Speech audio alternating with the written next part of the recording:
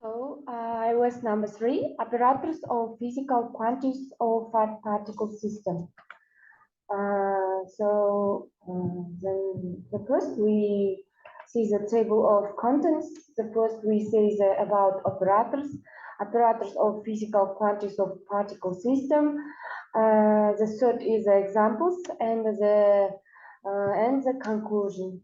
The first is the apparatus. So what is what is the contents of these areas? In the traditional formulation of quantum mechanics, it states that observable which are physical quantities like energy, position, momentum are represented by apparatus with such and such properties. This is a proper wording represented by and measurement, and they are linked to theory have to do with the vast subject of interpretation of quantum mechanics. And the apparatus are abstract magical constructs. They measure nothing, people, and the apparatus. The next is what is the apparatus? Apparatus in physics, an apparatus is a function over a space of physical states onto another sphere of physical states. And the simplest example of the unity of apparatus is the study of symmetry. Because of this, they are very useful tools in classical mechanics. Apparatus are even more important in quantum mechanics, where they form an intrinsic part of the formulation of the theory. And the magical formulation of quantum mechanics is built upon the concept of an apparatus. And the physical pure states in quantum mechanics are represented as unit norm vectors. In a special complex Hilbert space, time is evolution in this vector space is given by the application of the evolution apparatus. Apparatus in classical mechanics. In classical mechanics, the movement a particle or system of particles is completely determined by Lagrangian. L is equivalently the Hamiltonian function of the generates coordinates q and the generates velocities. And in this picture, we see the P equal to the L divided Q if A is the L or H or independent generates coordinate Q, and the meaning of L and H not change with when Q is changed, which in turn means the dynamics of the particle are still the same even when Q change, the corresponding moments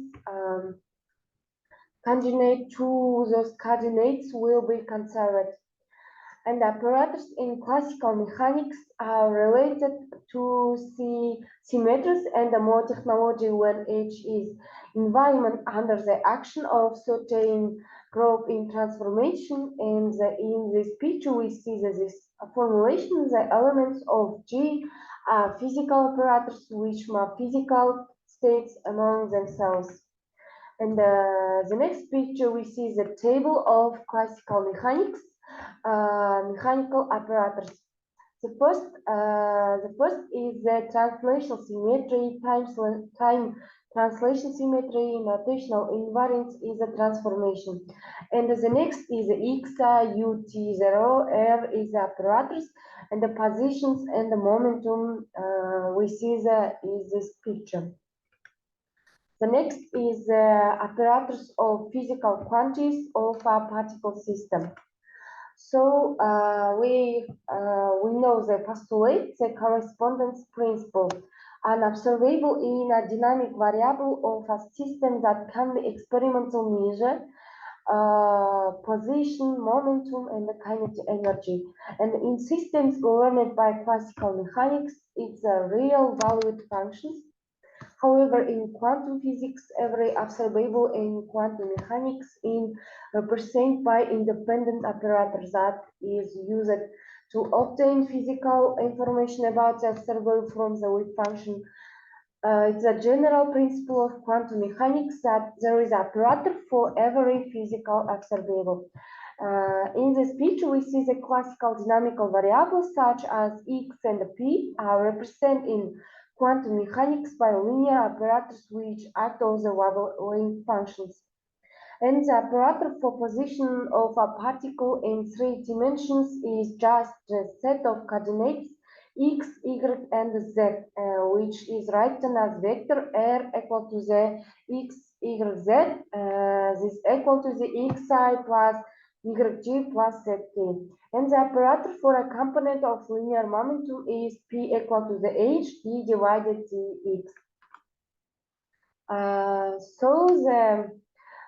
And the operator for kinetic energy is one dimension t equal to the h square minus 2m divided 2m times d square divided t dx square. And in these 3 dimensions, we see the total formulation p equal to the ih and t equal to the minus h squared divided 2m and the square. The total energy operator is called the consists of the kinetic energy operator plus the potential energy operator. So conclusion, in many cases, only the kinetic energy of the particles and the electrostatic of columns potential energy due to the charges and the considered, but in general, all terms that contribute to the energy appear on the Hamiltonian, and these additional terms account for such things as external electric and magnetic field and the magnetic interactions due to magnetic moments of the particles and their motions. When we say that we know a value of physical observable or a quantum system, we are presumably implying that some kinds of measurement has been made that provided us with this knowledge. And it's furthermore assumed that in the process of acquiring that knowledge, the system after the measurement has been performed surface the measurement, and if we were in imaginary remains the same quantity, we won't get the same result. This is certainly the situation with the measurement of spin in a Stern-Giller's experiment. That's all. Thank you for the attention.